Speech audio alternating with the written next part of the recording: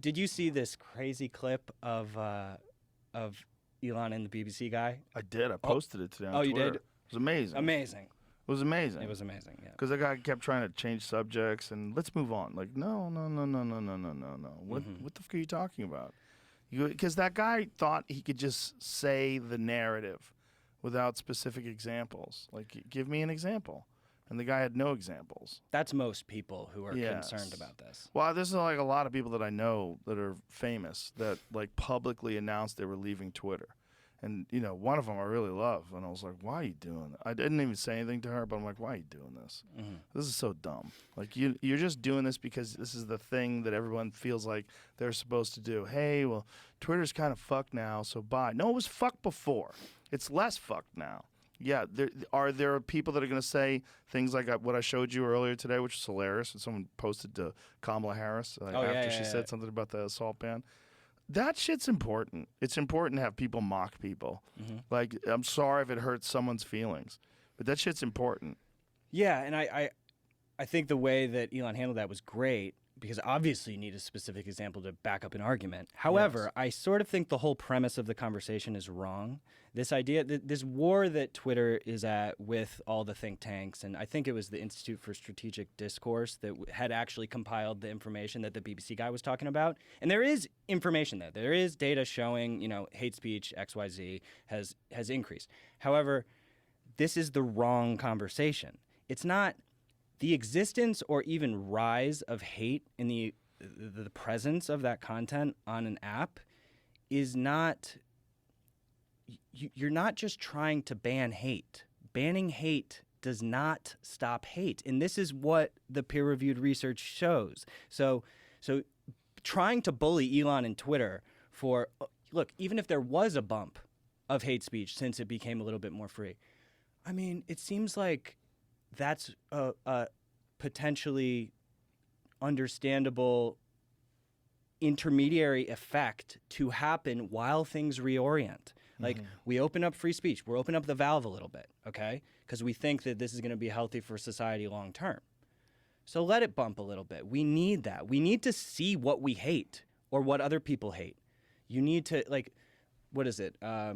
Free speech lets us know who the idiots are. Like, you need to identify them. Yes. Yeah. These people are typically referring to right-wing hate. Right-wing hate. Yeah, not left-wing hate. Right. That's okay.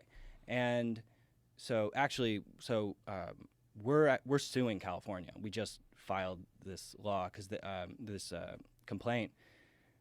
They are trying to pass this social media law called AB 587, which requires, it's a censorship law. They require these policies on disinformation, misinformation, hate speech, and then they use undefined. Use the words extremism and radicalization. There's no definitions. They don't require you to have a child exploitation material policy, but they do require you to have a policy on hate, which isn't defined.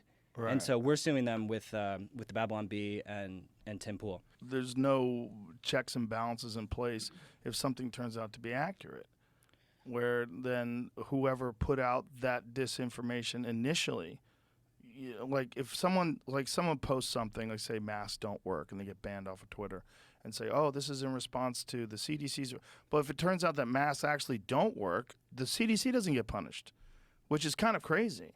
Because if they're the ones that are setting these guidelines, and these guidelines turn out to be inaccurate, and people get banned off of social media for arguing with these guidelines, there's no repercussions. There's nothing, you know. There's no recourse. There's nothing to do. Actually, that's the policy that we do need. We need the policy for social networks and media companies to, you know, apologize and and fix their wrongs. Yeah. Well, and also, like, why wouldn't the CDC be punished then?